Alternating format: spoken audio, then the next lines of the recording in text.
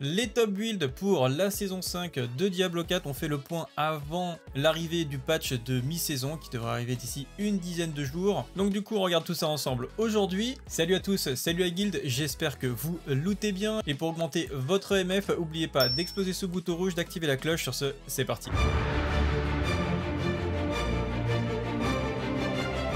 Vous retrouverez tous les builds que nous allons aborder aujourd'hui ont été traités sur camilabs.fr, donc traduits et expliqués en version française. Donc je vous invite tout simplement à consulter l'article qui est en description, comme ça vous pourrez retrouver les vidéos mais aussi les liens vers les builders associés. Et on commence avec la nouvelle performance du joueur Résistance qui a encore une fois atomisé le score avec un pit 150 en moins de 2 minutes. C'est juste incroyable le DPS qu'il arrive à produire. On est sur plume légendaire version 4 que je vous avais proposé sur camilabs.fr. Globalement, le principe reste le même et malgré l'apparition de nouveaux builds qu'on verra dans les prochaines vidéos du Sacré Esprit qui commence un petit peu à émerger, Plume Légendaire reste actuellement toujours le plus puissant de la méta et de très loin, même toute saison confondue. En deuxième position, on retrouve la Sorcière avec toujours son build Boule de Feu qui reste toujours actuellement le build le plus performant après le Sacré Esprit. Encore une fois, il ressemble beaucoup à celui qu'on avait pour la saison 4 qui fonctionne principalement grâce au Shatter qui va permettre de déclencher des explosions sur les cibles qui sont contrôlées et qui nécessitera principalement pour la progression de pit, donc pour vraiment les clés de très haut niveau, d'avoir des boss d'invocation pour pouvoir leur faire des dégâts. Sinon, il faudra trouver un autre niveau de pit. Le build est en capacité sans aucun problème de clean l'intégralité du jeu, évidemment, ainsi que tous les boss tourmentés. En troisième position, le meilleur build pour le nécromancien,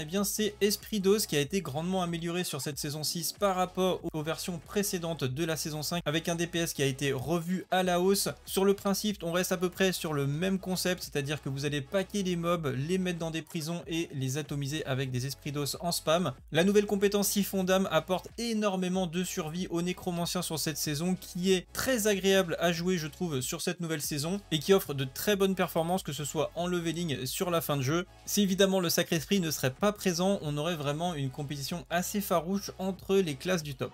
En quatrième position, on retrouve toujours le build Jet puissant du barbare que je vous avais présenté il y a plus d'une semaine maintenant, qui s'est fait un petit peu rattraper par les différentes classes mais qui reste quand même très sympa à jouer. Ce qui est intéressant surtout, qu'il utilise la nouvelle compétence de saison qu'il va faire accabler à 100% sur toute la durée grâce au talisman du Seigneur banni. Bon, il a que quelques clés par rapport aux différentes classes, encore une fois si on met le Sacré Esprit de côté, donc pourquoi pas essayer de rattraper les prochaines classes si on arrive encore à optimiser très légèrement le build. Concernant le meilleur build des voleurs, en 5e position de ce classement, on a le tir rapide que je vous ai proposé aujourd'hui d'ailleurs en vidéo, vous trouverez le lien encore une fois dans l'article. C'est un build assez technique, je pense que c'est probablement le build qui a le plus gros skill cap actuellement dans le jeu, qui demandera une bonne maîtrise de vos placements afin de ne pas vous faire détruire dans la mêlée, mais également de bien placer vos mobs et vos attaques afin d'optimiser vos dégâts. Mais une fois que vous maîtrisez le tout, c'est très satisfaisant et gratifiant à jouer. Et enfin, le meilleur build des druides reste Ouragan, que je vous avais présenté également il y a pas si longtemps. Un build vraiment très sympa à jouer qui fait un petit peu champ de force et vous avez juste à traverser les mobs pour les oblitérer comme vous pouvez le voir à l'écran.